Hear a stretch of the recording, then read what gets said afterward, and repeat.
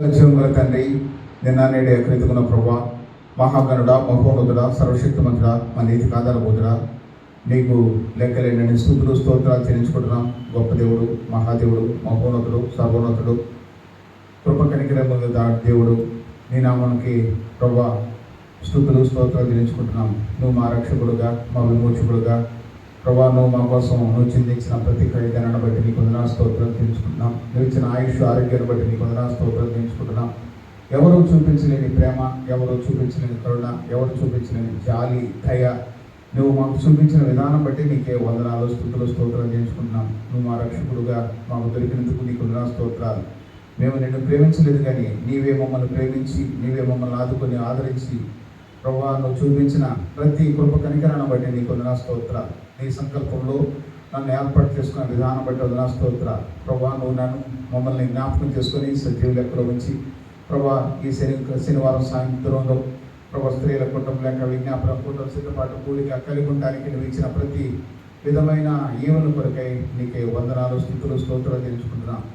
నువ్వెంతగానో ప్రభా, మాకు కావాల్సిన దేవుడు ఉన్నందుకు నీకు వందనాలు స్తోత్రాలు. గత వారం అంతా కాచి కాపాడి భద్రపరిచి ప్రభా, ఈ రోజున నీ సన్నిధిలో ఈ విధంగా మమ్మల్ని సమకూర్చిన విధానం బట్టి నీకే వందనాలు స్తుతులు స్తోత్రాలు తెలుసుకుంటున్నాం.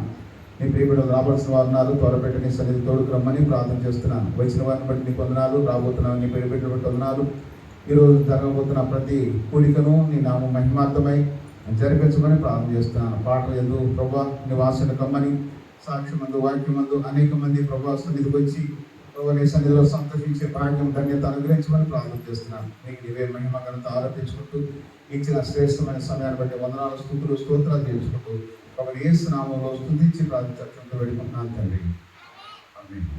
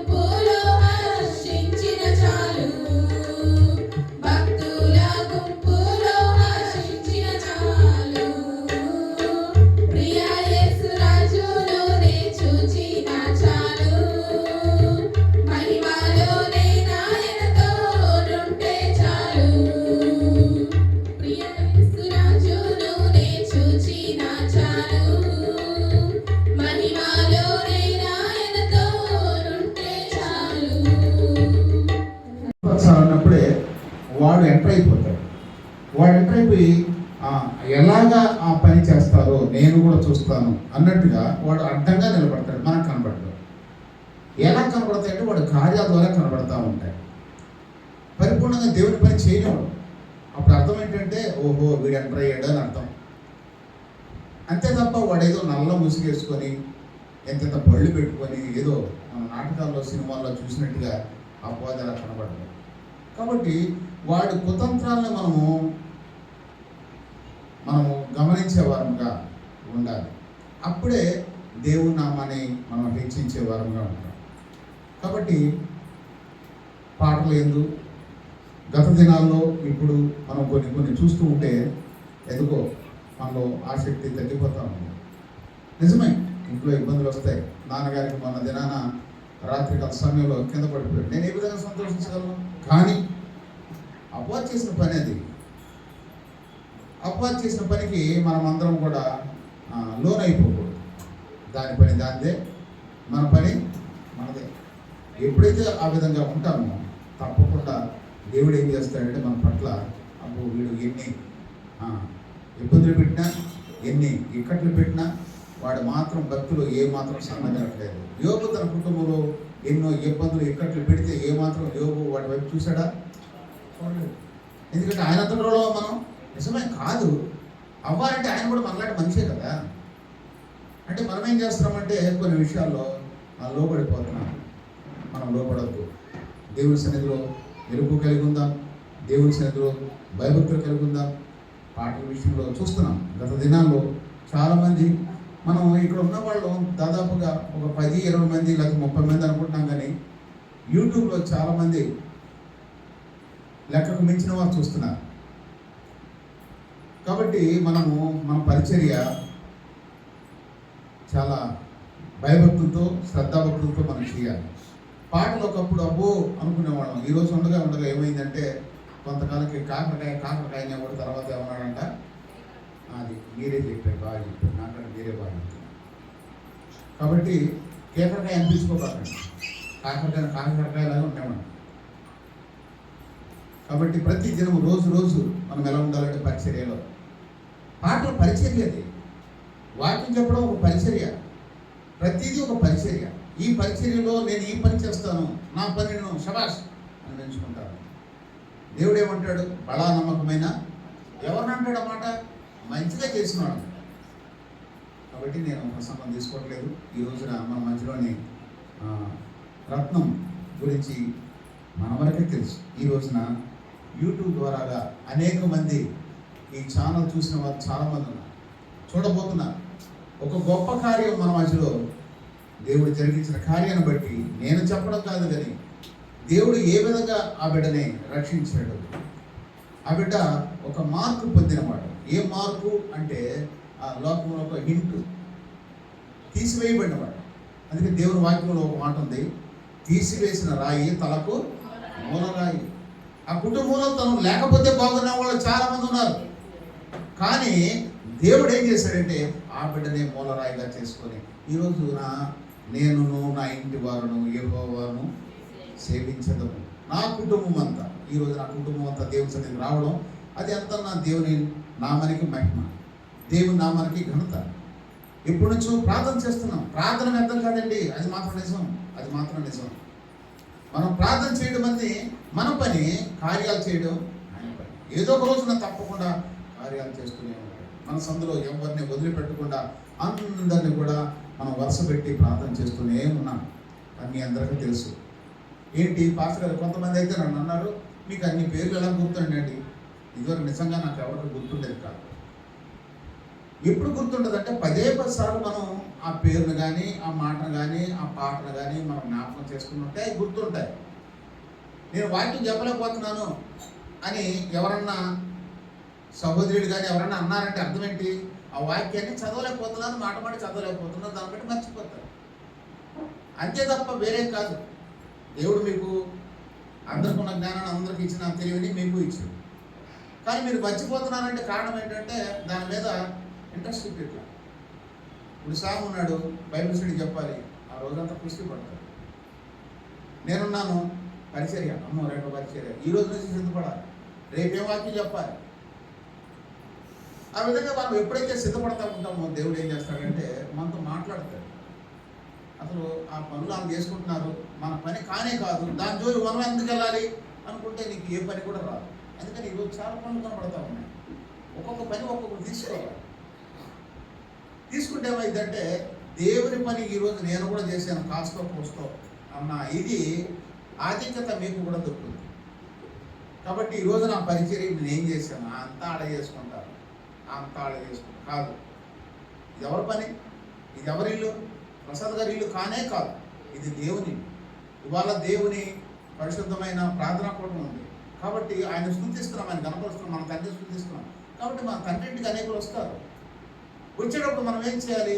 గబగబ వెళ్ళి నాది కాదు ఆ పని, నాది కాదు అనుకోకూడదు, అది నా పని, నేను వెళ్ళి ఏదైనా సహాయపడాలి.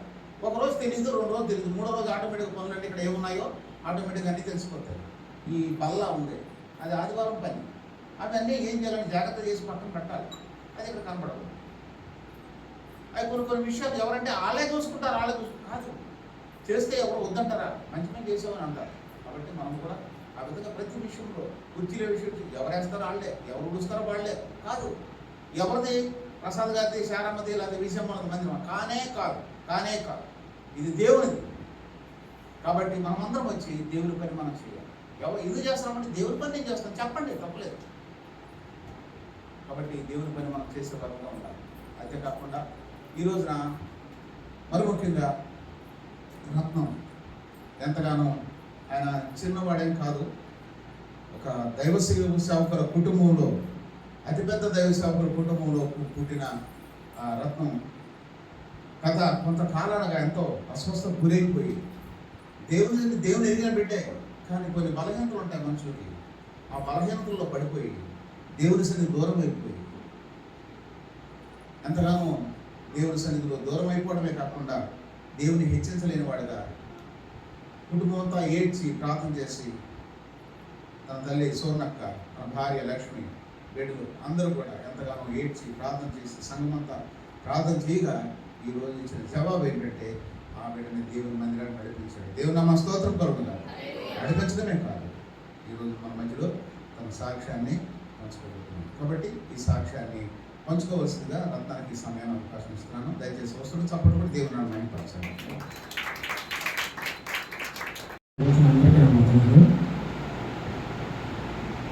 నా పేరు రత్న. దేవుడు నా గురించి చేసిన ఆశ్చర్యకార్యాలు అద్భుతకార్యాలు కలిసి కూడా నాకే ఆశ్చర్యం వస్తుంది. నా జీవితంలో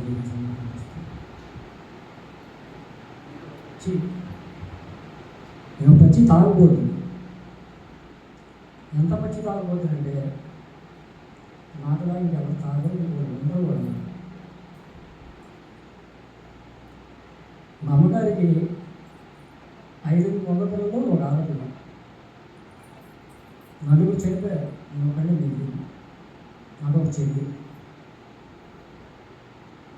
పుట్టిన తర్వాత 3వ సంవత్సరం అప్పుడు నాకు పాస్ వచ్చాయి. కడుపు ఊడిపోయి 2 రోజులకి 3 రోజులకి పాస్ చేస్తాను. ఏ డాక్టర్ దగ్గరికి వెళ్ళినా కూడా చెప్పలేదు. అప్పుడు ఢిల్లీ నుంచి అక్కడ నుంచి బయట నుంచి గాంధీ గారు అని ఆయన నాకు ఆపరేషన్ చేశారు. నాకు 12 గుట్లు పట్టాను. 3 రాళ్ళు అవి ఒక 2 రోజులు ఉంటే పగిలిపోయి నేను చనిపోతాను. అలా దేవుడు నన్ను చిన్నప్పటి నుంచి కాపాడుతుంది. నాకు డిగ్రీ అయిపోయిన తర్వాత నేను మార్కెటింగ్ చేస్తూ ఉన్నప్పుడు నాకు బంధాలు ఉండేవి. 22వ సంవత్సరం అప్పుడు బంధాలు స్టార్ట్ చేసి ఇలా రాలుతూ ఉండేవాడిని. 2012లో బండి మీద వెళ్తూ కళ్ళు తిరిగి పడిపోయింది. అమెరికన్ హాస్పిటల్ తీసుకెళ్ళారు. Blood percentage 3.5 HP percentage. కొంచెం ఒక పాయింట్ దగ్గర కూడా నేను కోమాలోకి వెళ్ళిపోయాను. అప్పుడు నేను చిన్నప్పుడు సండే స్కూల్కి వెళ్తాను. అప్పుడప్పుడు ఇంట్లో అమ్మ ప్రయత్నం చూస్తూ ఉన్నాను. ఆ సంవత్సరం నాకు వచ్చిన వాగ్దానం, నీవు నా కుమారుడివి, నేను నిన్ను కలిగాను. మోకాళ్ళ లేసి హాస్పిటల్లో, ప్రభా నువ్వు నా కుమారుడివి, నేను కలిగి నాకు వాగ్దానం ఇచ్చావు, నన్ను రక్షించు అని ప్రయత్నిస్తాను. దేవుడు మళ్ళీ నన్ను రక్షించాడు. హాస్పిటల్ నుంచి వచ్చాను, రెండో రోజు మళ్ళీ తాగడం స్టార్ట్ చేశాను. ఎలా తాగేవాడంటే చల్లగా ఉంటే ఉదయం 6కి వెళ్తాం, కోటలో కోటకి తాగడం, ఇంటికి నుంచి పడుకొని 10కి వెళ్ళిపోతాం, మళ్ళీ ఒక కోట తాగడం, 1 గంటకి మళ్ళీ వెళ్ళి తాగడం, 4కి, రాత్రి 10కి, 11కి షాపులు కట్టేస్తే తాగేతో వెళ్ళి అందువల్ల అవతల 24 hours తిరుగుతున్నాను అక్కడ తాగడం. అలా నా జీవితం అపవాదికి నేను అప్లై చేశాను. అపవాదికి అది తగ్గరైపోయింది. ఇలా జరుగుతూ ఉండగా 2015 సంవత్సరం మళ్ళీ నేను మంచం పడ్డాను. మళ్ళీ అమెరికన్ హాస్పిటల్ తీసుకెళ్ళి బ్లడ్ ఇన్ఫెక్షన్తో పాటు కామెర్లు ముదిరినాయను. కామెర్లు ముదిరినాయనగానే నేను ఆ సంవత్సరం వాగ్దానం ఏంటంటే తీయలేదని చెప్పారు ఇంట్లో అమ్మగారు. నాకు మళ్ళీ 2012 వాగ్దానం గుర్తుకొచ్చింది. మళ్ళీ మోకాలు చేశాను. నువ్వు నా కుమారుడివి, నేనేం పని, నువ్వేం చేస్తావు ఏంటంటే నాకు కృపగల దేవుడు కదా. తల్లిదండ్రులు అయితే 2 సార్లు చూసి 3 సార్లు చూసి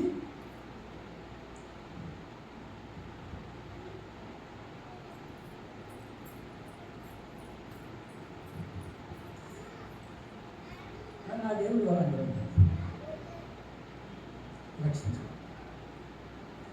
డాక్టర్స్ వచ్చారు, వచ్చి కాళ్ళు తగ్గినాయినా బ్లడ్ పర్సెంట్ బాగానే ఉంది, కానీ ఎందుకు వాళ్ళు సన్నగా అయిపోయారు, ఇప్పుడు ఎందుకంటే ఇంకా సన్నగా ఉన్నారు.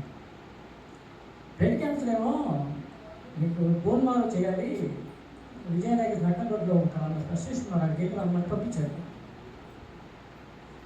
మళ్ళీ పట్టుకుందా. ఇక్కడ విషయం చెప్పాలి, నేను మోకాలు దండేసి మరి పే చేశాను కదా, పే చేసినప్పుడు ఆ సాయంత్రం కూడా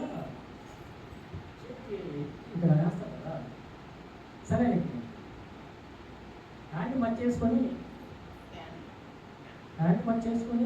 అమెరికన్ హాస్పిటల్ వచ్చి అక్కడ వచ్చిన దాకా అక్కడ బాగుంటుంది. నైట్ ఆ బాధలోకి పోవడం దాకా పుట్టుకున్నాను హాస్పిటల్. పుట్టుకున్న వెంటనే పొద్దున్నే డాక్టర్ వచ్చి ఏది ఎలా ఉంటున్నావు, నీకు బ్లడ్ క్యాన్సర్ ఏమో టెస్ట్కి పంపించాలన్నాడు. మళ్ళీ మోకాలు చేసి ప్రభా వచ్చిచ్చావు, కామెడీ దగ్గరే కానీ బ్లడ్ క్యాన్సర్ అన్నారు, నువ్వు నా వార్తలు ఇచ్చావు, నువ్వు నా కుమారుడు నేను కళ్యాణాన్ని నాకు ఏం చేస్తా తెలియదు కాస్తే అక్కడికి వెళ్ళిన రిపోర్ట్స్ అక్కడ స్క్రూ ఉన్నది. స్క్రూ మిషన్ వచ్చి ఇక్కడ ఇంటి దగ్గర తిప్పింది. అది 24 సెకండ్లు ఉంటుందంట. నాకేమో ఒక 10 నిమిషాలు అన్నట్టు అనిపించింది. అంత బాధ, అంత ఏడుపు, అంత పెయిన్ఫుల్. ఎముకల నుంచి గుజ్జు చేస్తాను తీసినాక బోన్ క్యాన్సర్ లేదమ్మా అన్నారు.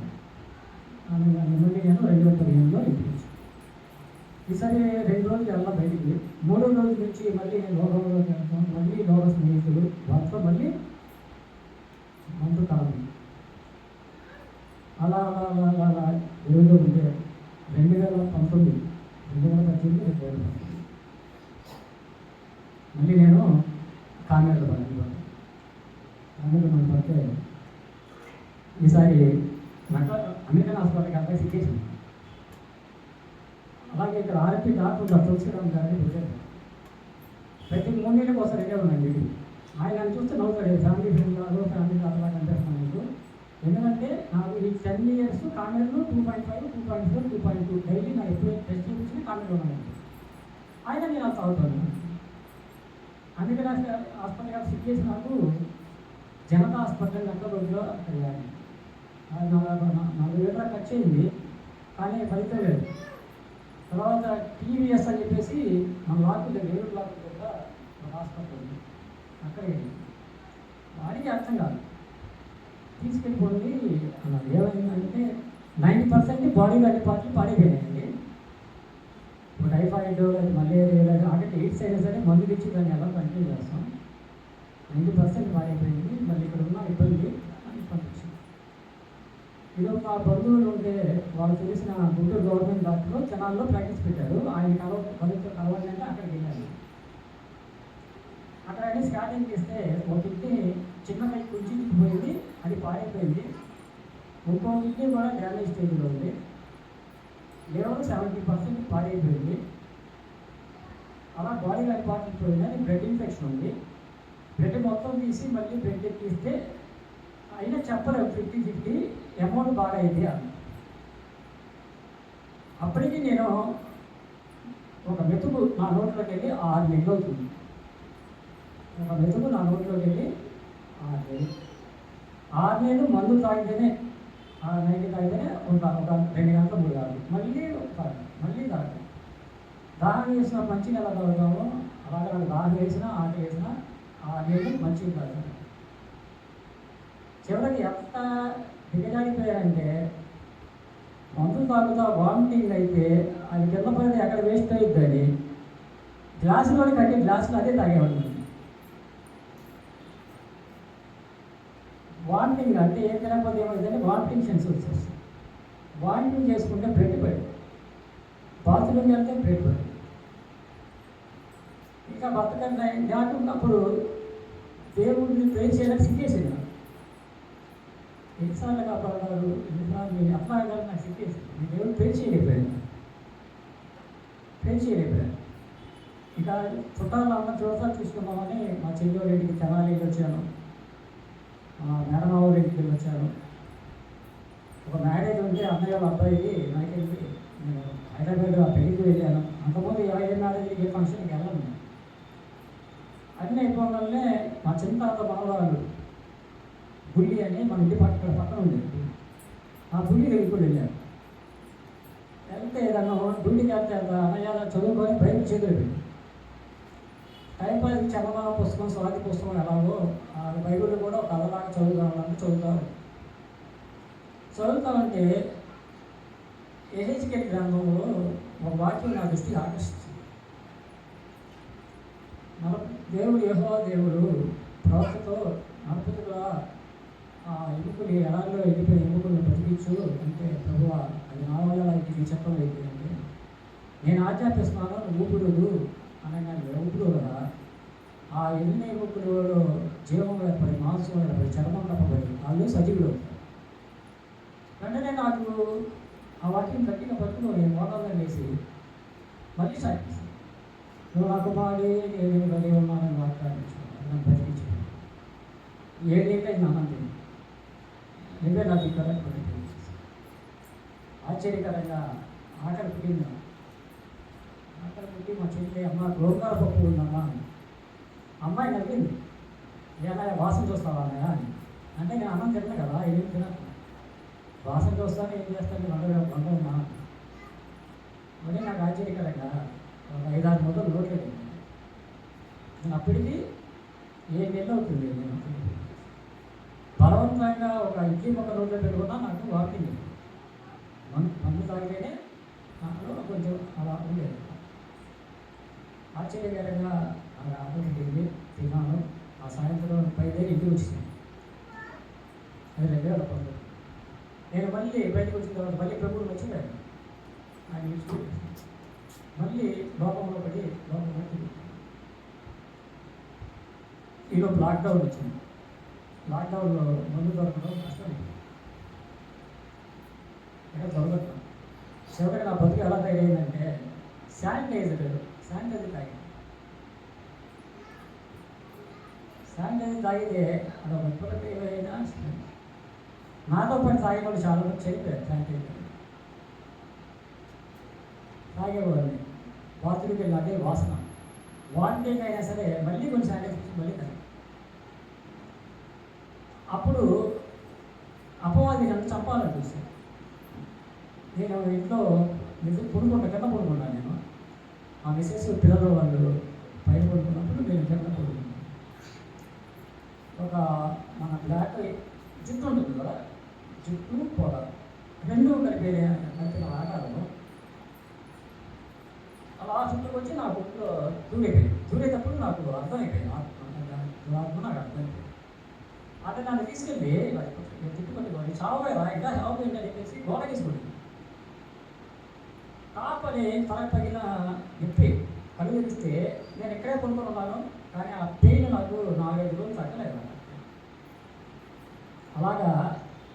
బ్రాండీ తాగిన రోజుల్లో ఆ తిక్కలో ఉన్నప్పుడు స్వాదాన్ని నన్ను 2-3 సార్లు చెప్పాలంటే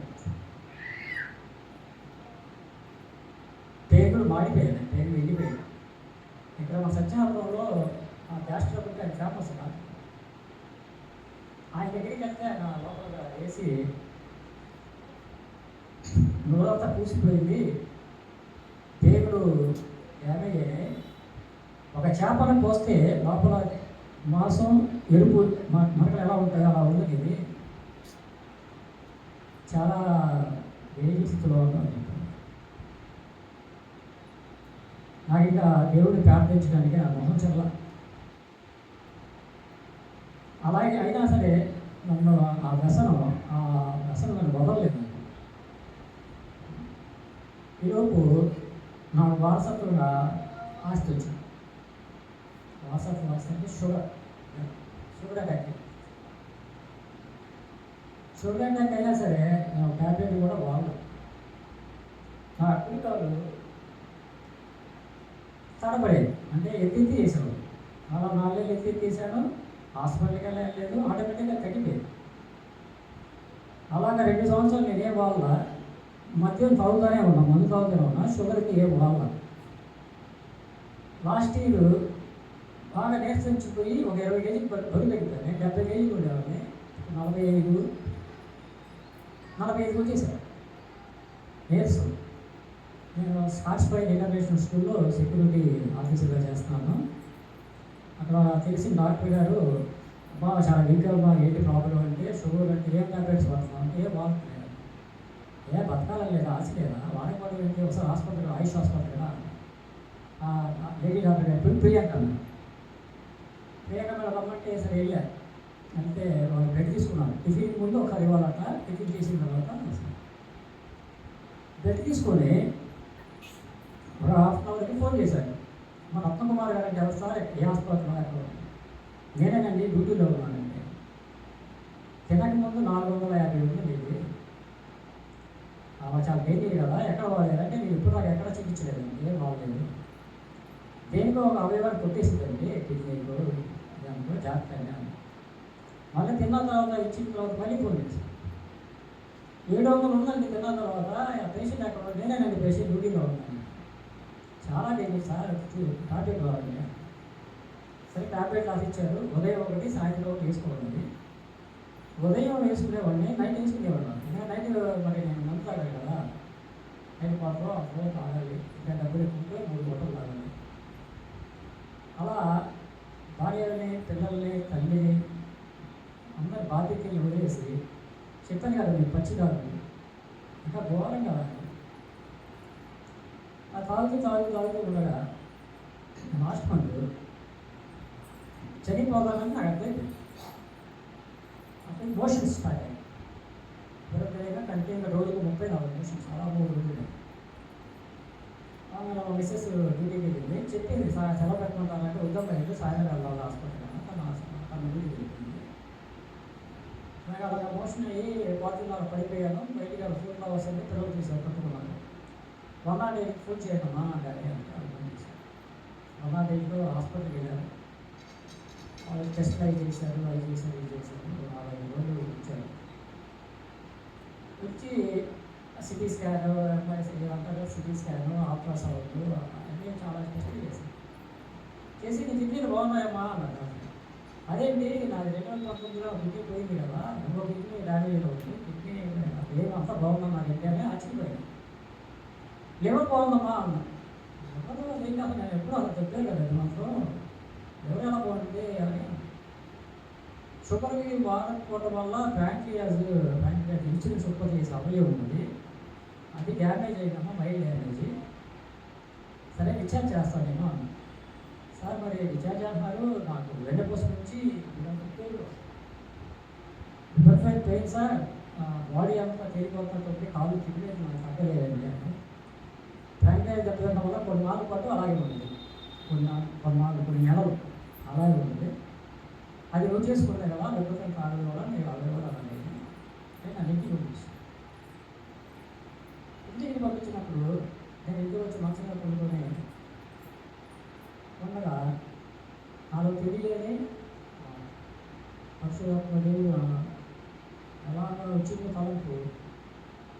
చిన్నప్పటి నుంచి జరిగిన సంఘటనలన్నీ ఇప్పుడు ఇంకా పంచుకున్న ఎన్ని గుర్తుకొచ్చాయి.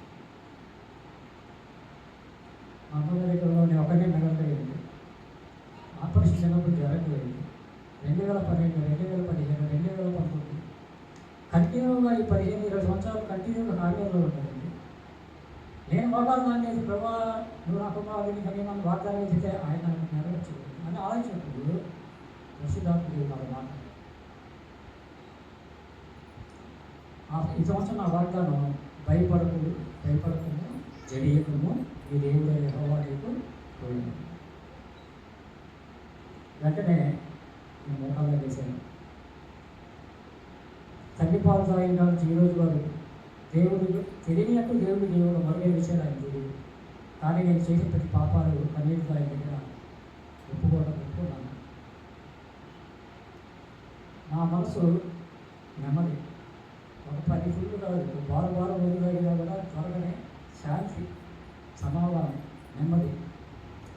పరలోకం అంటే స్వర్గం అంటే ఏంటో ఇలా తెలియదు, కానీ ఇదే స్వర్గం అంటే ఆ నెమ్మది, ఆ ప్రశాంతత, ఆ నెమ్మది, ఆ సమాధానం దేవుడు మనకు ఇచ్చాడు. ఎంత అద్భుతం. నాకు ఎలా ఉందంటే వయసులో అంత పాలు చేసుకున్నానే, అదే 20 సంవత్సరాలు ఒక 20 సంవత్సరాలు నాటి కలిగి ఉంటే ఎంత బాగుండేది అనుకుంటున్నాను. అయితే ఒకటి అందరికి చెప్పదలుచుకున్నాను, మీ కుటుంబంలో కానీ మీ స్నేహితుల్లో కానీ ఎవరైనా వ్యాధిగ్రస్తులు కానీ వ్యసనపరులు కానీ ఉంటే మీరు ఎట్టి పరిస్థితుల్లో చింతించకండి, భయపడకండి. ఎందుకంటే మన దైవజనులు కానీ సంఘం కానీ విశ్వాసులు కానీ చేసే ప్రార్థన వృధాకూడదు. మరి ముఖ్యంగా తల్లి విడిచే కన్నీటి కొట్టు వృధాకూడదు.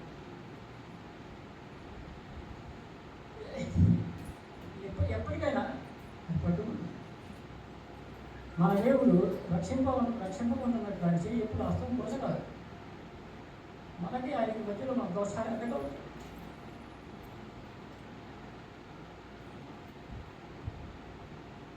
ఇటువంటి దేవుడు కలిగిన ఒకటి మన తల్లి. ఈ అదృష్టం ఇరవై దేవుడు తెలుసుకున్న అదృష్టం ఎవరికి చాలా కొన్ని కోట్ల మందికి లేదు. బాగా నాతో పడి తాగేవాళ్ళు 50-60 మంది స్నేహితులు ఉంటే అందరూ చనిపోయారు. చిన్న వయసు 19 సంవత్సరాలు 20 సంవత్సరాలు చనిపోయారు. మనందరూ ఇలా ఉన్నా అంటే అది దేవుడు ఇచ్చిన మాట నిశ్చయమైన కృప, కనికరం. అది అపారమైన కనికరం. అది మనం మాటల్లో వర్ణింప సత్యం కానీ.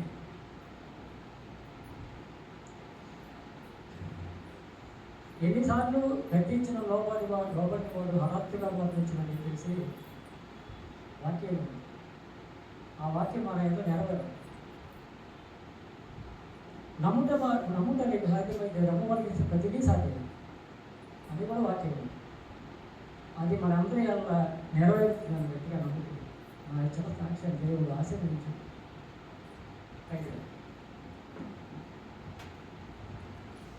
పాటు తన హెచ్చరికలు కూడా ప్రజలైన వారికి తెలియపరిచారు. మరి ముఖ్యంగా మా ఇంటి ప్రక్కనే ఉండడం వల్ల నేను ఎక్కువగా వారిని గమనించిన దాన్ని బట్టి ఆయన ఎవరితో మాట్లాడేవాడు కాదు. ఆయన పని ఏంటో ఆయన ఏంటో. ఆయనకి మాత్రం నేను గమనించింది ఏంటంటే ఇప్పుడు ఒక విరోధిలా ఉండే మనిషి ఒకరు కనబడ్డారు. ఎవరు అంటే ఆశ్చర్యపడతారు. ఎవరైతే ఈరోజు సాక్ష్యంలో నా తల్లి ప్రార్థన అని చెప్పాడో ఆమె ఒక విరోధిలాగా తన జీవితంలో, అయ్యా నా కొడుకు మారట్లేదు, అయ్యో వాడు తిట్టి నేను భరించలేకపోతున్నాను, అయ్యో లేదక్క దేవుడు మార్చుకుంటాడు, వాడిని మారుస్తాడు, దేవుడి స్థితిలో నడిపిస్తాడు.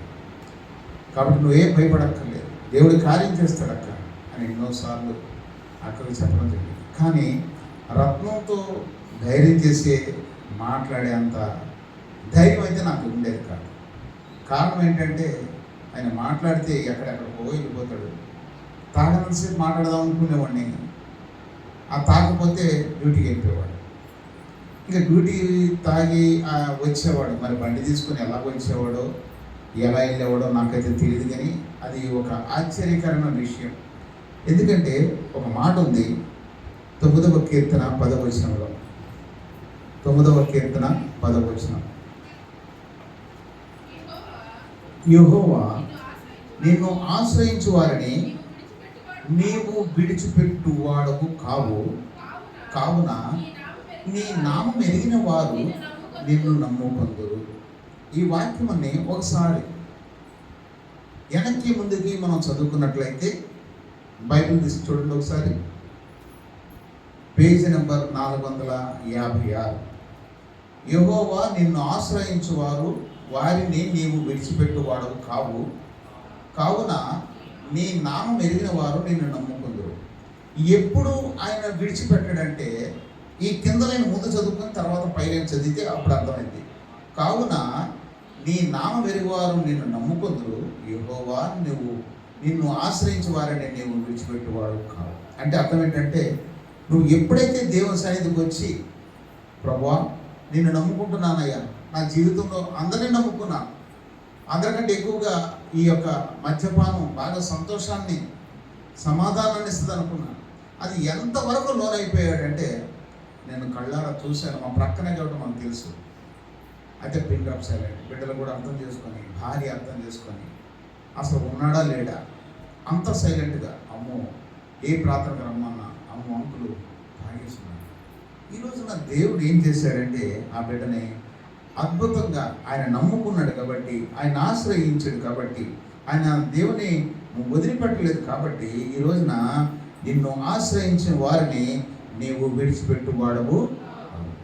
ఇప్పుడు ఆయన ఆశ్రయించలేదేమో కానీ కుటుంబం అంతా, ఎవరు తల్లి కానీ భార్య కానీ సంఘం కానీ ఇరుగు పొరుగు వారు కానీ, ఆయన ఎవరు కూడా దూషించేవాడు కాదు.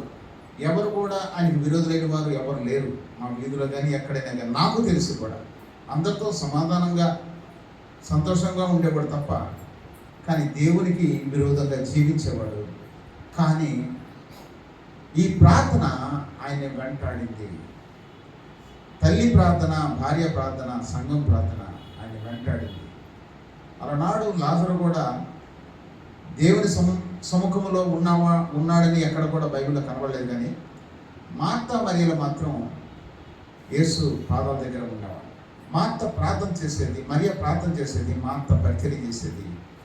లాజరు ఒకవేళ యేసుప్రభువు వస్తున్నారు కాబట్టి ఏదన్నా ఆయనకి ఏదైనా ఏర్పాట్లు చేయాలని వేరే వేరే పై ఏర్పాట్లలో ఉండేవాడేమో తప్ప, లాజరు ఏ రోజు కూడా ప్రభు దగ్గర ఉన్నాడని వాక్యంలో కనబడలేదు. కానీ లాజరు చనిపోతే మరి ఏ విధంగా దేవుడు ఆయన ప్రేమించాడంటే, తన ఇద్దరు అక్క చెల్లెళ్ళు మరియ ప్రార్థన, మార్త పరిచర్య, లాజర్ను మళ్ళీ తిరిగి చనిపోయిన లాజర్ను బయటికి రావడానికి ఎంతో దోహదపడిందని ఈ వాక్యం ఆధారం చేసుకొని మనం చెప్పవచ్చు. కాబట్టి పరిచర్య విషయం ఇందాక మాట్లాడుతూ హెస్కేలు గ్రంథం 37వ అధ్యాయంలో 3వ వచనం నుంచి మనం చూసినట్లయితే, హెస్కేలు గ్రంథం పేజీ నంబర్ 719, హెస్కేలు గ్రంథం 37వ అధ్యాయం 3 నుంచి కొన్ని వచనాలు.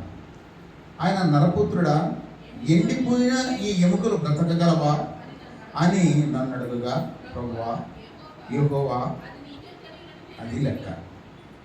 రత్నం ఎవరంటే మొన్నే చూశారు, నాకు తెలియదు. ఒకసారి అనుకోని విధంగా ఒక సాహసం చేసేది. ఏంటంటే షర్ట్ లేకుండా బయటకు వచ్చాడు, నేనే భయపడ్డాను.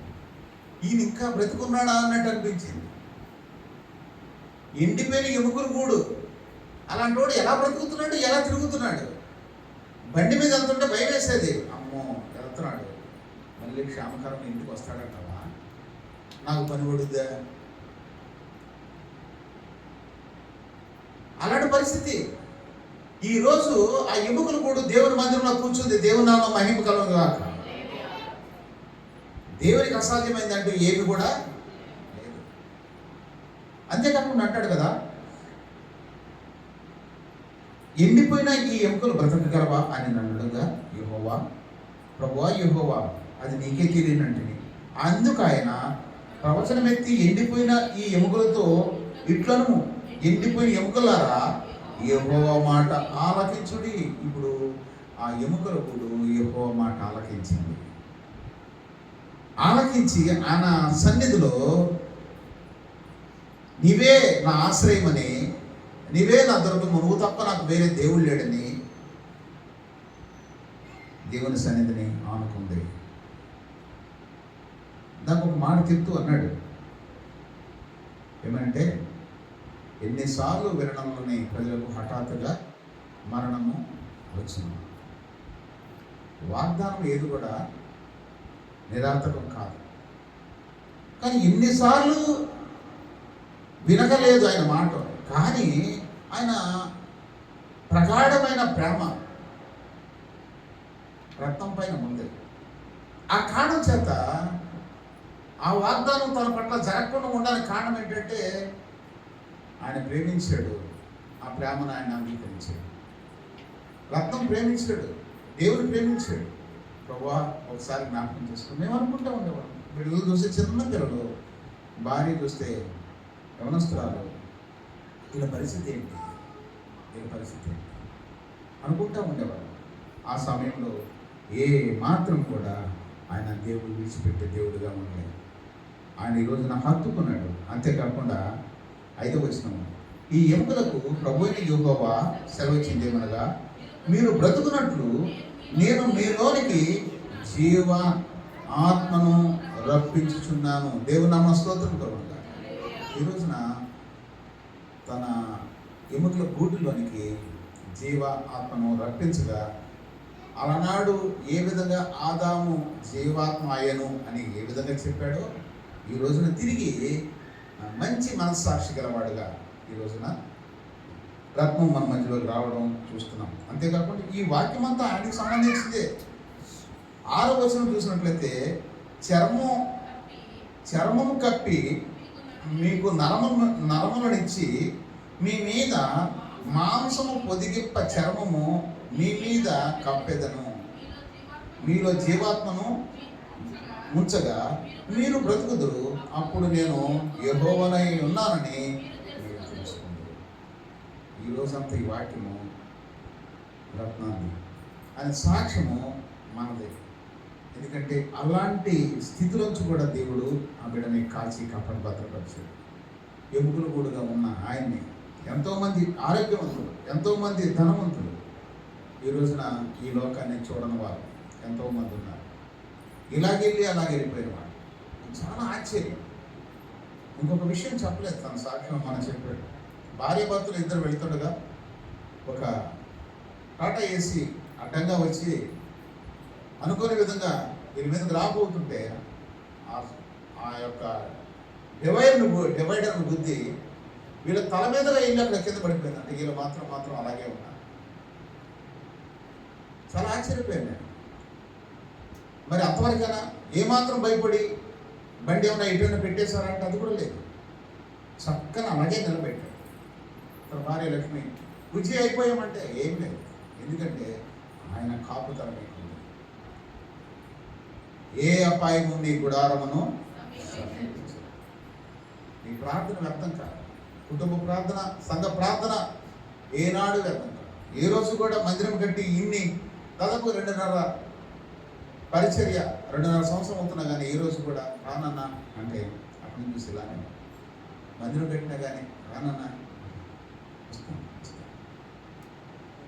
దేవుని వాక్యంలో మాట ఉంది, ప్రకటన గ్రంథం 2:19 ఉంది, నేను ప్రేమించి వారందరినీ గద్దించి శిక్షించేదను. ఆయన ప్రేమకు ఈయన పాత్రుడు కాబట్టి చిన్న గద్దింపు, చిన్న శిక్ష తను ఇచ్చాడు. కాబట్టి ఈ రోజున మళ్ళీ దేవుని సన్నిధికి రావడానికి రత్నానికి కారకుడయ్యాడు. కాబట్టి మనం ప్రతి విషయంలోనూ ప్రభువా మనం కృతజ్ఞత కలిగిన వారుగా ఉండాలి. ఈ రోజు సాక్ష్యం చెప్పాడు, బాగుంది, ఈరోజు తన పని అయిపోయిందని కాదు కానీ ఇంకా ఎప్పుడు కూడా ఆయన నమ్మి, ఆయన ఆనుకొని, ఆయనతోనే జీవిస్తూ.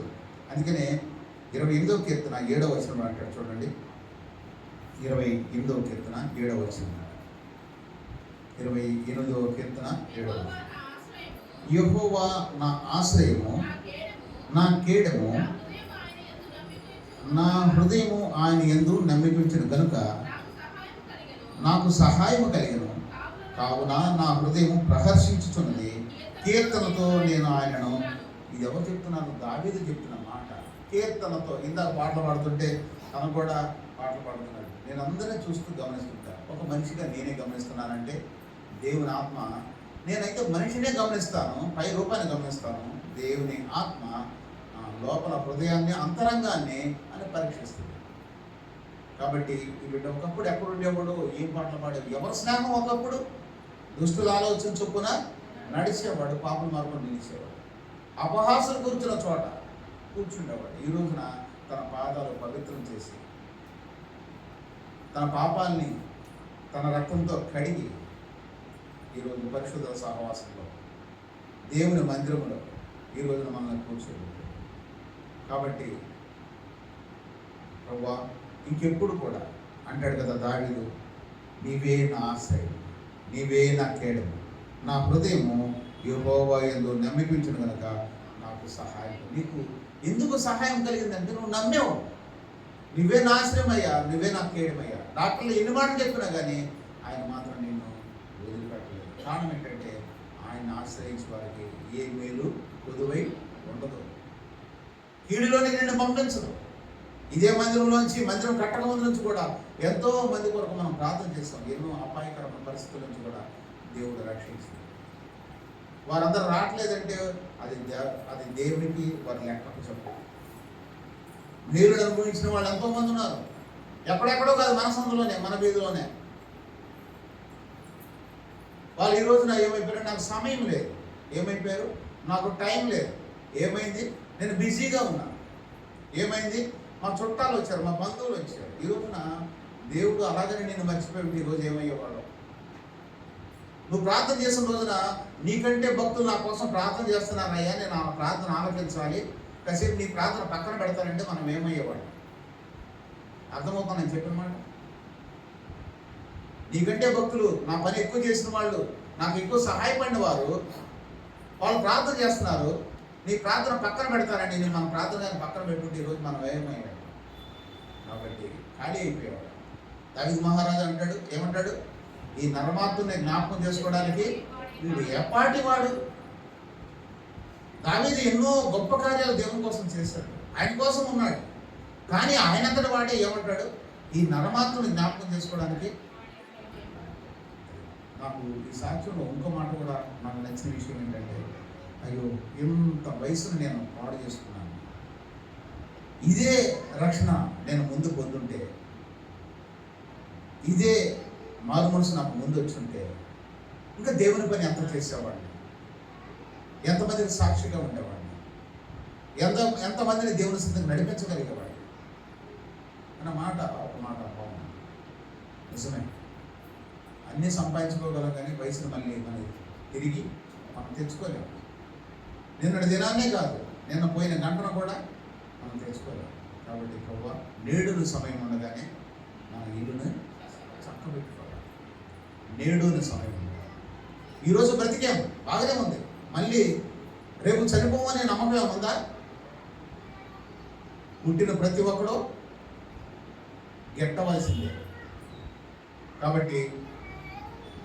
కాబట్టి మనము ప్రతి విషయంలో చాలా జాగ్రత్తగా, ప్రభువా నా జీవితాన్ని నీ చేతికి అప్పగిస్తున్నాను.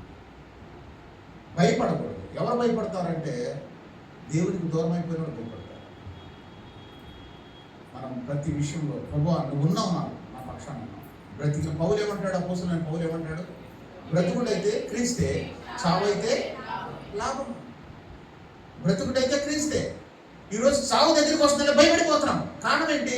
పరలోకానికి వెళ్ళడం మాకు ఇష్టం లేదు లేదు లేదు. ఈ నరలోకంలో, ఈ లోకంలో, తాత్కాలికమైన ఈ లోకంలోనే మాకు ఉంటాం ఇష్టం. అందుకని ఏ విషయంలో భయపడాలి, ఏ విషయంలో భయపడాలి? అపవాదం పడి ప్రభువా నేను వెళ్ళిపోతున్నాను కానీ కొంతమంది నా ప్రభు దగ్గరికి తేలేకపోయినాయి అని భయపడాలి, బాధపడాలి. అంతేకాకుండా నా బిడ్డలనే మార్చుకోలేకపోయినాయా అని భయపడాలి, బాధపడాలి. అంతేకాకుండా కొంతమంది, ఎంతమంది నువ్వు రక్షించావంటే నా దగ్గర లెక్కలేదయ్యా, లేదు నేను ఒక్కనే, ఓహో సరే అంటాడు. అంతే తప్ప ఇప్పుడు రత్నానికి నేను చెప్తున్నా, దైవ సన్నిధిలో నేను చెప్తున్న మాట ఏంటంటే, రైట్, ఈ రోజున నువ్వు దేవుని సన్నిధిలోకి వచ్చావు, పాతలు గతించను సమస్తమును నీ జీవితంలో కొత్తమైపోయింది. కొత్తమైన తర్వాత నువ్వు ఎలా ఉన్నావు? కొత్తవాడుగా ఉన్నావు. అందరినీ నిన్ను చూస్తే అరే ఇదేనా మొన్న ఇటు వచ్చి అడ్రస్ అదే కదా, సెంటర్లో ఉంటాడు. ఆ సెంటర్ అడ్రస్ మారిపోవాలి. ఒకప్పుడు దుష్టుల సహవాసం ఉండేవాడు, ఇప్పుడు ఎలా ఉండాలంటే నీ సహవాసం పరిశుద్ధ సహవాసం. ఒకప్పుడు ఫ్రమ్ అడ్రస్ అది, ఇప్పుడు ఫ్రమ్ అడ్రస్ ఏది? ఇదే దేవుడి సన్నిధే. నీ ప్రార్థన ఒకప్పుడు ఇంట్లో చేసావు, నీ కోసం చేసుకున్నావు. ఈ రోజున అనేకుల కొరకు దేవుడి సన్నిధి నుంచి మొరపెట్టేవాడుగా ఉన్నావు. అనేక మంది కోసం మొరపెట్టేవాడు. ఈ రోజున నువ్వు చిన్నవాడమేమి కాదు, నాకు తెలుసు. మన పితరుల ఆశీర్వాదం మనకు ఊరికనే పోదు. ప్రతి విషయంలో మనం ప్రార్థన ఏం చేస్తాం? అబ్రహాము తండ్రి, ఇస్సాకు తండ్రి, ఇస్సాకు దేవుడు, యాకోబు దేవుడు అంటే మనం మొదటి నుంచి మనం వెనక్కి వెళ్తున్నాం. అదేవిధంగా మీ నాన్నగారు అంత పెద్ద దైవజనులు బెన్యామీను గారు, వాళ్ళ పెద్దనాన్నగారు, వారి యొక్క సంతతి నుంచి నువ్వు వచ్చిన వాడు. కాబట్టి ఎంత కాలం నీ సమయాన్ని దుర్వినియోగం చేసుకున్నావో జ్ఞాపకం చేసుకో. నాకు తెలిసి కొన్ని వందల మందికి ఆయన రక్షణ మార్గంలో నడిపించి ఉంటాడు. దానిలో భాగంగా నేను, నా కుటుంబం కూడా దేవుని సన్నిధిలో యథార్థంగా చెప్పాను. అలాంటి కుటుంబంలో పుట్టి దేవునికి ఇప్పటికైనా ఒక మహిమ కలగడా, దేవుని మహిమార్థముగా నువ్వు జీవించాలి, అనేక మందిని జీవింప చేయగలవు. నువ్వు వెలగాలి, అనేక మందిని వెలిగించాలి. ఇంకొక మాట కూడా జ్ఞాపకం చేస్తున్నాను. ఒకడు దీపమును వెలిగించి దాన్ని మంచం కింద కానీ కొంచెం కింద కానీ పెట్టడు, కానీ ఎత్తైన దీపస్తంభం మీద దాన్ని పెడతాడు, ఎత్తైన స్తంభం మీద పెడతాడు. ఎందుకని చెప్పండి? ఆ దీపం ఏమివ్వాలి? నలుగురికి వెలిగివ్వాలి. ఇప్పుడు నిన్ను వెలిగించండి, ఆరిపోవలసిన దీపాన్ని వెలిగించాడు. ఒకసారా, 2 సార్లు, 3 సార్లు నీకే తెలుసు. కాబట్టి మళ్ళీ ఒక అడుగు ముందుకేసాడు, మళ్ళీ అడుగు వెనక్కేసే వాళ్ళు ఎవరంటే కుక్క దేనికి ఎలా తిరుగుతుంది? తన వాంతికి. ఆ జీవితం కూడా నువ్వు అనుభవించేశావు. ఇంకొద్దు, ఇంకా నీ జీవితంలో చవి చూడందంటే ఏమీ లేదు. నూతనత్వాన్ని చూడాలి, కృతధనాన్ని చూడాలి, ప్రభువులో ప్రేమను చూడాలి, ప్రభు రాజ్యాన్ని చూడాలి. లోపల ఉన్నదంతా నేత్రాశ, శరీరాశ, జీవుడు అంత వేస్ట్. పరలోకమైన సంతోషం, పరలోక సమాధానం ఈరోజు మనకు కావాలి. అది ప్రభువులోనే దొరుకుతుంది. దాన్ని వెతికి వెంటాడాలి. అందుకనే దావీదు అంటాడు, ప్రభు దగ్గర నేను ఒక వరం అడిగి తిని. మరి నువ్వు ఏ వరం అడుగుతావో తెలియదు, దాన్ని నేను వెతుకుచున్నాను అంటాడు దావీదు. నువ్వు ఏం వెతుకుతావో మన నాకు తెలియదు. ఒకప్పుడు వెతుక్కుంటే అడ్రస్ ఎక్కడది, ఆ షాప్ ఎక్కడ, అది ఎక్కడ దొరుకుద్ది, నువ్వు అది ఎతికేవేమో. ఇక నుంచి అది వదలడానికి లేదు. ఎందుకంటే దేవుడు ఆయన దాచుకున్నాడు, ఆయన నిన్ను కోరుకున్నాడు, నీ మనసును ఆయన దోచుకున్నాడు. కాబట్టి ఆ హృదయంలో నీకు స్థానాన్ని ఇచ్చాడు. ఎప్పుడో నాకు తెలియదు, కానీ ఈ యొక్క మాట 91వ కీర్తన 14వ వచనంలో ఒక మాట అంటాడు, అతడు నన్ను ప్రేమించుచున్నాడు గనక నేను అతన్ని తప్పించను. ఇప్పుడు వరకు నువ్వు తప్పించబడ్డావు. మరణం నీ దగ్గరకు రాలేదంటే కారణం ఏంటంటే అతడు నన్ను ప్రేమించుచున్నాడు గనుక నేను అతనిని. చూడండి ఆ వాక్యం, చూడు 91వ కీర్తన 14వ వచనంలో ఉంది మాట. చూడండి, పేజీ నంబర్ 501.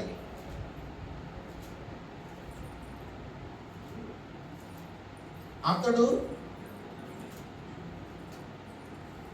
చదవగలరా మీలో? చదువు. అతడు నన్ను ప్రేమించుచున్నాడు కనుక నేను అతనిని తప్పించదను. అతడు నా నామమును ఎరిగినాడు కనుక నేను అతనిని కనపరిచెదను. అతడు నాకు మొరపెట్టగా నేను అతనికి ఉత్తరమిచ్చెదను.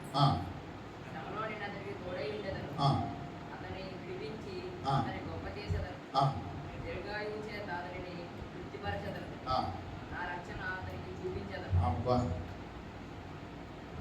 ఇక నీ జీవితం పండగే.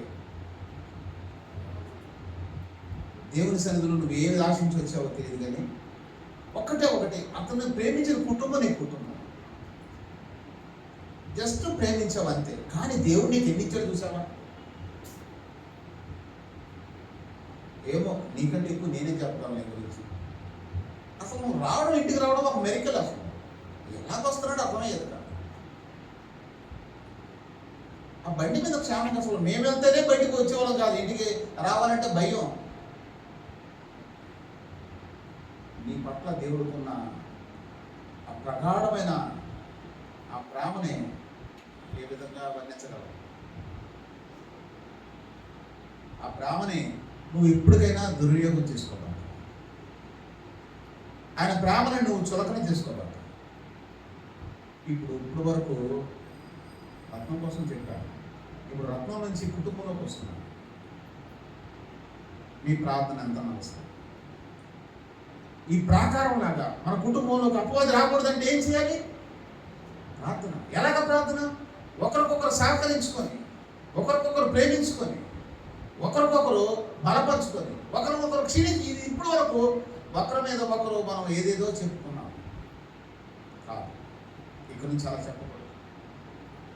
ఒకరికంటే ఒకరు మనం తక్కువ వాడమని ఎంచుకోవాలి. నీకంటే నేను గొప్పదాన్ని, గొప్పవాడని అనుకోదు. ఒకరికంటే ఒకరు నువ్వే మనం హెచ్చించాలి.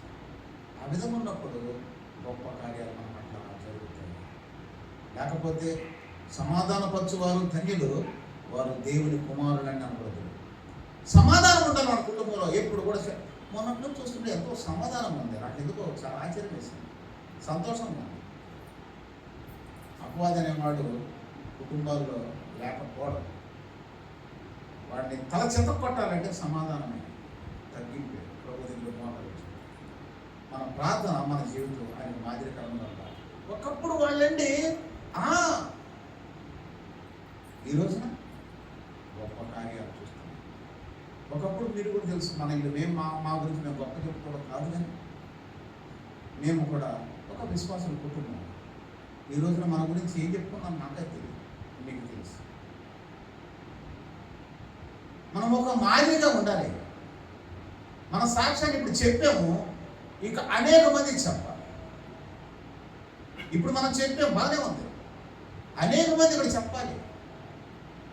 ఒక దగ్గర చూసినట్లయితే ఒక మార్కు సువార్త 5వ అధ్యాయంలో అంటాను, దెయ్యం పట్టిన వాడు ఉన్నాడు.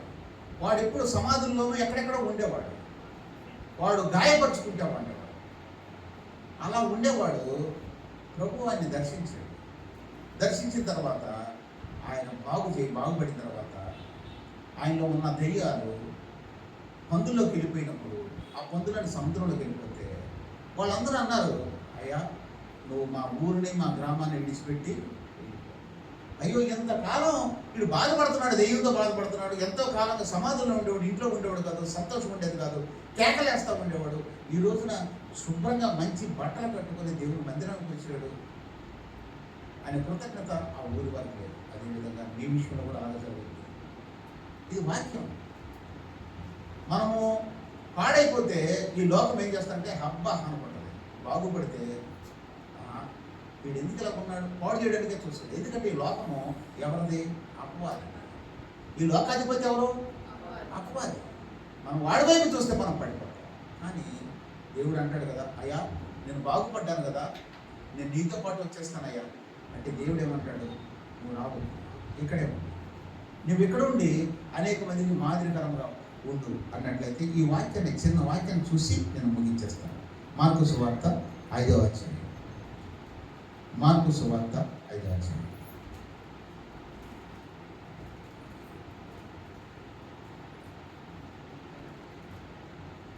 పదిహేడవ వచనం, పేజీ నెంబర్ 35, కొత్త నిబంధనలో పేజీ నెంబర్ 35,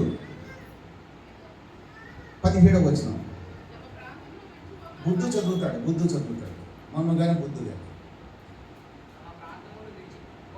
16 చదువునాను.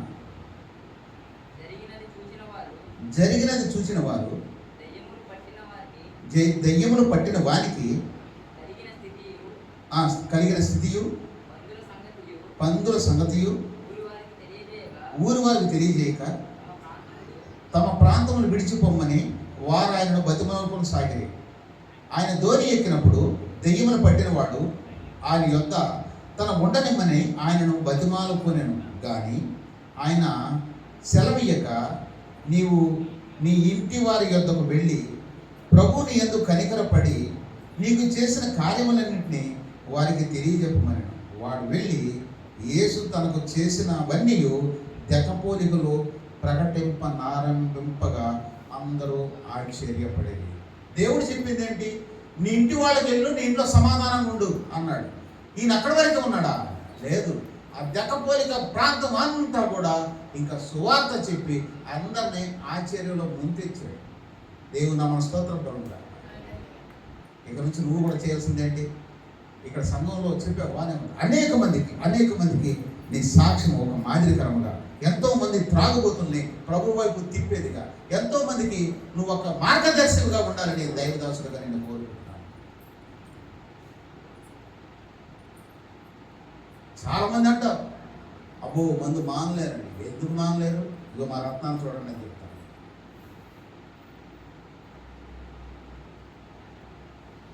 ఆ విధంగా నువ్వు సాక్ష్యమే కాదు, ప్రభు వాక్యం చదువుకున్నావు, దేవుడితో మాట్లాడుతూ ఉంటాడు. నీ సాక్ష్యం నిలబడాలంటే దేవుని వాక్యాన్ని బట్టి నువ్వు సరి చేసుకోవాలి తప్ప ఆ సాక్ష్యం అదే సాక్ష్యం రైట్. ఆయన పని చేయడం ప్రారంభించాలి. ఆయన పని చేయాలంటే వాక్యాన్ని చదవాలి. చదువుకుంటూ దేవుని సన్నిధిలో ఉన్నట్లయితే దేవుడు నిన్ను బహుబలముగా వాడుకుంటాడు. ఇక్కడ ఏం చేశాడంటే ఆ ప్రాంతం అందరికి కూడా ఆశ్చర్యం కలిగిపోయింది. రండి, నేనండి. అవునరా బాబు, అప్పుడు చొక్కా లేవు, బట్టలు లేవు, నీ అవతారం ఏంటి? ఈ రోజున ఏంటి? అప్పుడు పాప వస్త్రాలు ఉన్నాయి, ఇప్పుడు రక్షణ వస్త్రాలు ఉన్నాయి. అంటే రక్షణ వస్త్రం అంటే తెల్ల షర్ట్ అని కాదు. గమనించండి, మన హృదయం తెల్లగా మారిపోవాలి. అందరూ హృదయాన్ని, దేవుడు అందుకనే హృదయ అంతరంగాన్ని ఎరిగాడు. హృదయం అన్నిటికంటే మోసకరమైనది, అది ఘోరమైన వ్యాధి కలది, దాన్ని గ్రహింపగలవాడు ఎవడో. కొచ్చినగా మిగిలిపోయింది అది. తెల్లబట్టలు వేసుకున్నంత మాత్రాన నేను చక్కగా రేపు వైట్ డ్రెస్ వేస్తాను, నా హృదయం ఎలాగుందో ఎవరు దేవుడు తెలుసు. కాబట్టి మనం మార్చుకోవాల్సింది ఏంటంటే, బట్టలు మార్చుకోవాలి, దానికంటే ముందు హృదయాన్ని మార్చుకోవాలి. నిన్ను చూడాలి. ఒకప్పుడు అడ్రస్ ఏంటి? ఇది ఆ చివర. ఒకప్పుడు అడ్రస్ ఇదంటే నా ఉద్దేశంలో దేవుని మందిరంలో ఉన్నాను. నేను స్వార్థపక్షంగా మాట్లాడలేదు. ఎక్కడున్నా కానీ దేవుని మందిరంలో ఎదగాలి. దావీదు అంటాడు, నేను యెహోవా మందిరంలో పచ్చని ఒలీవ చెట్టు వలె ఉన్నాను. రత్నం విన్నావా? చెట్టుకి మొక్కకి తేడా అని చెప్పగలవా? చెట్టు మొక్కనైతే పీకి పక్కన వేస్తారు, చెట్టును పీకగలరా? దావీదు అంటాడు, నేను యెహోవా మందిరంలో పచ్చని ఒలివ చెట్టు వలె. పచ్చని అంటే అర్థం ఏంటి? పచ్చగా ఉంది చెట్టు అంటే అర్థం ఏంటి? దానికి మంచి పోషక పదార్థాలు అందుతున్నాయి. అందకపోతే ఏమైతే చెట్టు దావీదు ఎలా ఉన్నాడంటే పచ్చని ఒలివ చెట్టు. ఎక్కడ? దేవుని మందిరం. దేవుని మందిరంలోకి వస్తేనేమో పచ్చగా ఉంటావు. దేవుని మందిరంలో లేవనుకో, నువ్వేమైపోతావు? ఎండిపోతావు. సమస్య లేదా విషయం. అపోస్తులు 2:42 ప్రకారంగా మనం ప్రభు నేర్చిన మనము ఇక నుంచి అపోస్తుల బోధ యందును, సహవాసమందును, రొట్టె విరుచుట యందును, ప్రార్థన చేయుట యందును ఎడతెగక ఈ 4 కార్యక్రమాలు. నువ్వు కూర్చున్న కూర్చీకి 4 కాళ్ళు ఉన్నాయి. ఏ ఒక్క కాళ్ళు లేకపోతే దాంట్లో క్షేమంగా నువ్వు ఉండవు. కూర్చోడానికి అంతా బాగుంది, ఆ చేయి పట్టుకుని షేప్ అంతా బాగా కరెక్ట్గా ఉంది, కానీ కాళ్ళు సరిగా ఉండాలి. ఈ 4 కాళ్ళ అనుభవంలో మనం పెరగాలి. ఏంటా కాళ్ళు? సహవాసం, అపోస్తుల బోధ, సహవాసము, రొట్టె విరుచుట, ప్రార్థన చేయుట. దీంట్లో ఎడతెగక అంటే ఏంటి? ఎడతెగక అంటే ఏంటి?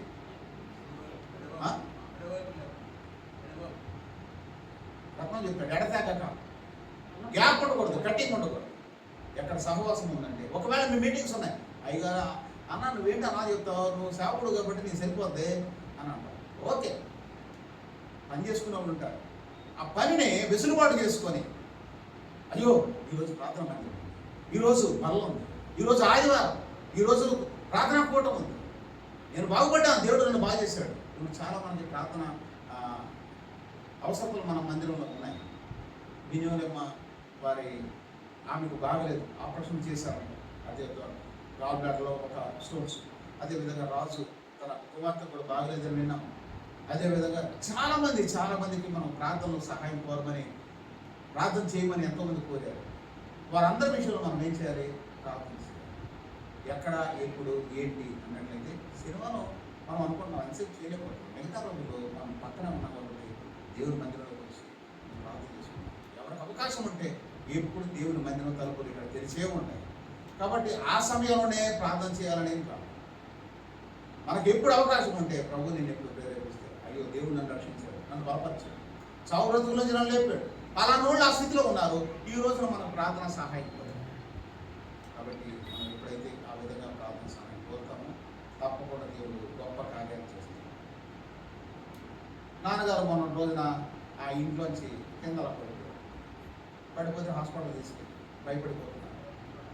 మంచం మీద నుంచే కింద పడ్డాడు, అంతే తప్ప వేరే జారి పడిపోవడం అలాంటి ఏం లేదు.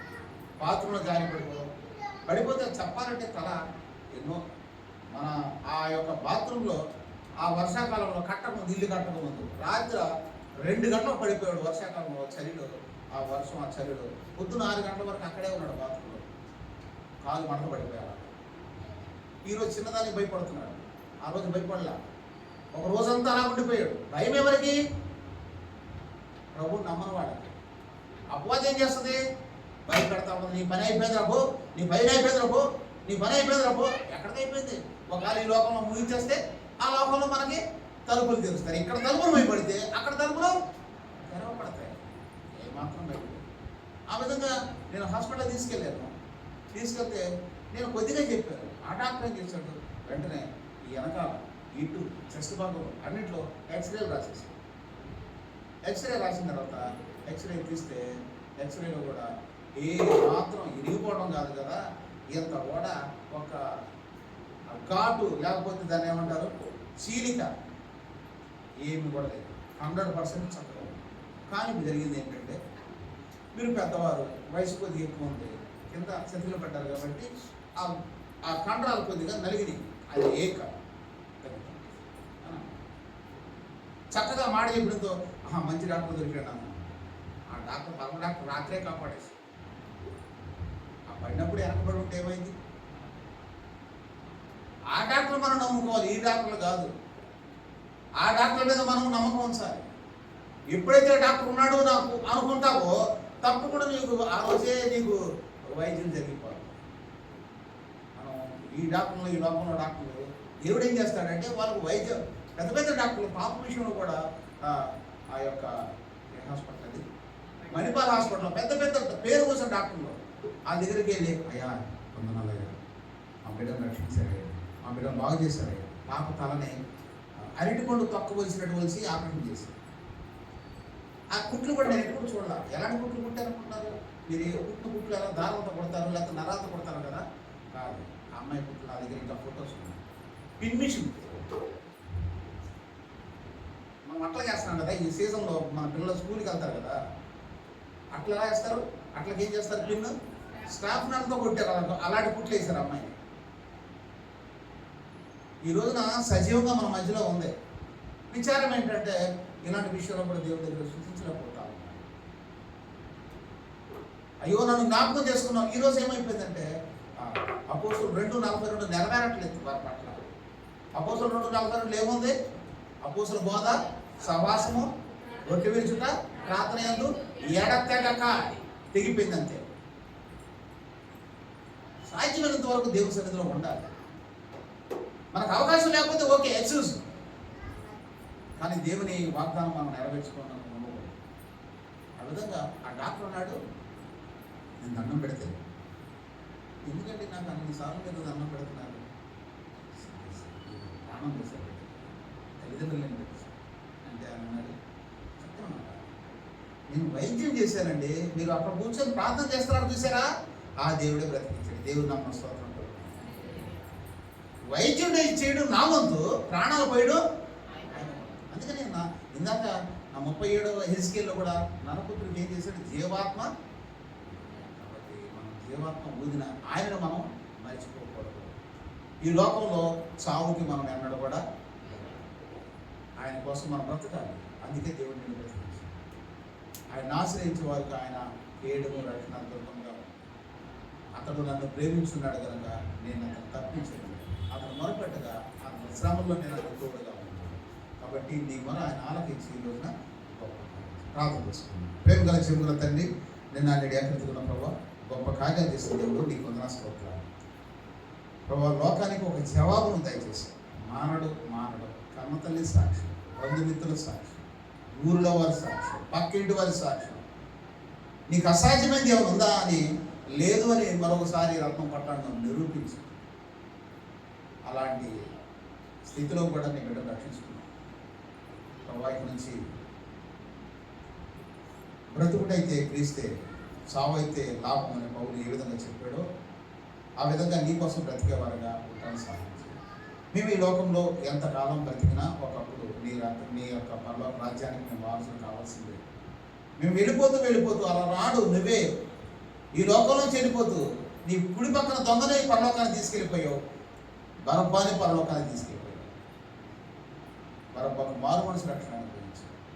అదేవిధంగా ఈ లోకంలో ఉన్నంతకాలం నీకు మాదిరికరముగా మేము ఉండాలని సహాయం. మా సమయాన్నంతా వ్యర్థం చేసుకున్నాం. నా బాధ కూడా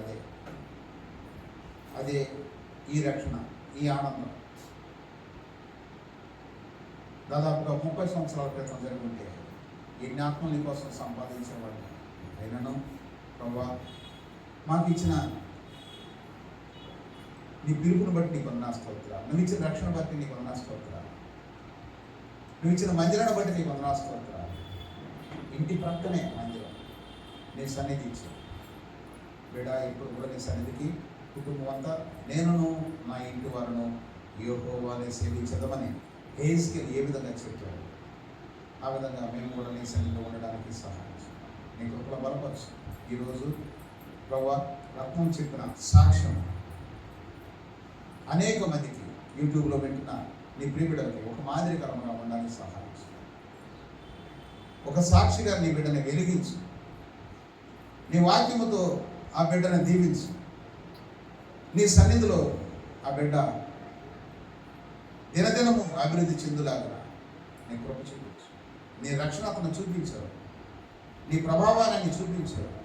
నువ్వు ఎంత గొప్ప శక్తివంతుడుగా నేను చూపించావు. ఇదే శక్తిని 10 మందికి చెప్పడానికి కృప చూపించు. నీకే మహిమ, నీకే ఘనత. ఈరోజు వచ్చిన బిడ్డలందరిని బట్టి నీకు ఉన్నాను. తనను, తన భార్యను, బిడ్డల్ని, బుద్ధు మన్నుని జ్ఞాపకం చేసుకో, లక్ష్మిని జ్ఞాపకం చేసుకో. సువర్ణక ప్రార్థన వ్యర్థం కాదు. అందుకొరకు నీకు వందనాలు. లక్ష్మి వాళ్ళ తల్లి గారిని బట్టి వందనాలు. లక్ష్మి వాళ్ళ అన్నయ్య వదిన బిడ్డలు బట్టి నీకు వందనాలు. విజయ కుటుంబాన్ని దీవించిన అవసరం. మనమ్మ గారిని బట్టి ప్రభా మరి పాప ఈరోజు రాలేకపోయింది, డైలీ రాలేకపోయింది. ప్రభా కుటుంబాలందరికీ జ్ఞాపకం చేసుకో. వచ్చిన వారిని బట్టి నీకు వందనాలు. మా సందులో ప్రభా ఈరోజున ప్రార్థన సహాయం కోరినటువంటి వినియోగం లాంటి గారిని జ్ఞాపకం చేసుకో. రాజు తన కుమార్తెను జ్ఞాపకం చేసుకో. ప్రభా మరణ పడకల మీదకు వెళ్ళిన వారిని కూడా ఎంతోమందిని రక్షించారు. 13 రోజులు కోమాలకు వెళ్ళిపోయిన బిడ్డను కూడా రక్షించారు. సాక్షిగా ఇక్కడ ఈ మందిరానికి వచ్చే సాక్ష్యం చెప్పారు. ఎన్నో గొప్ప కార్యాలు అలాగా లెక్కించుకొని పోతా ఉంటాయి. నువ్వు చేసిన గొప్ప కార్యాలు ఇన్నా ఏమని చెప్తావు ప్రభా? నువ్వు ఇచ్చిన పాత్రనే ప్రభా నీ కొరకు వాడబడేలాగా సహాయం. ప్రతి ఒక్కరు కృతజ్ఞత కలిగిన వారిని ఉండాలని సహాయం. దావీదు మహారాజు అంటాడు, నా ప్రాణమా యెహోవాను సన్నుతించుము, ఆయన చేసిన మేలులలో దేనిని మనము అంటే దేనిని అంటే ప్రభావ ఏ ఒక్కరు కూడా మర్చిపోదు. ఎంతో గొప్ప కార్యం చేస్తారు. అందుకొరకు కుటుంబాలని సన్నిధి రావడానికి సహాయం. విజయతను బట్టి జీవన కావ్య పాపను బట్టి కొంత స్తోత్రాలు, శామను బట్టి కొంత స్తోత్రాలు, ఎంసీ రాజు ప్రభా లొకేషన్ బట్టి కొంత స్తోత్రాలు. ప్రభా స్వాతి చిన్నగానే బట్టి రేడుగానే బట్టి పిల్లిని బట్టి ఉన్నారు. పిల్లి కూడా బాగా ఉన్నాం, నువ్వు స్వస్థపరచు. నీకు నీ దాసును కూడా లేవనెత్తావు. నీకు షైను హైదరాబాద్ లేడు క్షాంతను ప్రయాణం తెచ్చి దేశంలో జాయిన్ బట్టి ఉన్నా, శోభను బట్టి శ్రమను బట్టి ఉన్నా, స్వర్ణను బట్టి ఆనంద బిడ్డలు బట్టి ఉన్నా. ప్రభా జారైన కుటుంబాన్ని నాకు వచ్చిన బంధుమిత్రులను బట్టి ప్రభా సేవలో ఉన్న ప్రతి ఒక్కరిని బట్టి స్తోత్రాలు. రాజు మనకు వద్ద పరిచయం పెట్టుకుంటున్నాం. హరిడే సిస్టర్ గారు పరిచయం పెట్టుకుంటున్నాం. దాసల ధనకుమారి గారు పరిచయం పెట్టుకుంటున్నాం. ఆశు జ్యోతి గారు పరిచయం పెట్టుకుంటున్నాం. మూషే గారు మోజేస్ గారి పరిచయం బట్టి నీ దాసుడు ప్రభా జోసుకున్న వారి పరిచయం బట్టి మనందరం పెట్టుకుంటున్నాం. రేపు దినానామ మనందరినీ ప్రభుని సన్నిధిలో ఆరాధనకు రావడానికి కోరుకుంటున్నాం. నిన్ను ఆరాధించే వారు ఆత్మతో సత్యంతో ఆరాధించాలి కాబట్టి నువ్వు చేసిన కార్యాలను బట్టి నేను ఆరాధించేవారు ఉంటానికి సంబంధించి ఇచ్చిన శ్రేష్టమైన సమయాన్ని బట్టి ప్రభుని బట్టి కూడా నీకు స్తోత్రాలు. నీ సన్నిధిలో వచ్చాడు. తన పేరు సాత్రం కూడా సంబంధించి నీ సన్నిధిలో ఉండడానికి కూర్చున్నాను. తన కుటుంబాన్ని కూడా జ్ఞాపకం చేసుకుని తన తండ్రిని తల్లి తన అకశుని కుటుంబాన్ని బట్టి నీకు స్తోత్రాలు. నన్ను మమ్మల్ని బంగారు పదవి సాగుతుంది మధ్యవర్తం నీ మహిమతో నింపావు. నీకు రేపటి దినానికి కావాల్సిన ఏర్పాట్లు నీ సన్నిధిలో జరిపించుకో. లేని దాంట్లో సమస్తం సూచించిన వాడు, శూన్యంలోనే సమస్తం సూచించిన వాడు, నీకు అసాధ్యమైన దేవుడు సమస్తం సాధ్యం. కాబట్టి రేపు గ్రామాన్ని విషయంలో కూడా నీ సన్నిధి కోసం సాధించు. నీకే మహిమగా ఆరోపించుకుంటాడు. ఇప్పుడు వాడు మా రక్షకుడు ఒక నేస్తున్నాము స్థుతించి ప్రాచ్యతలతో వేడుకుంటున్నాను తండ్రి.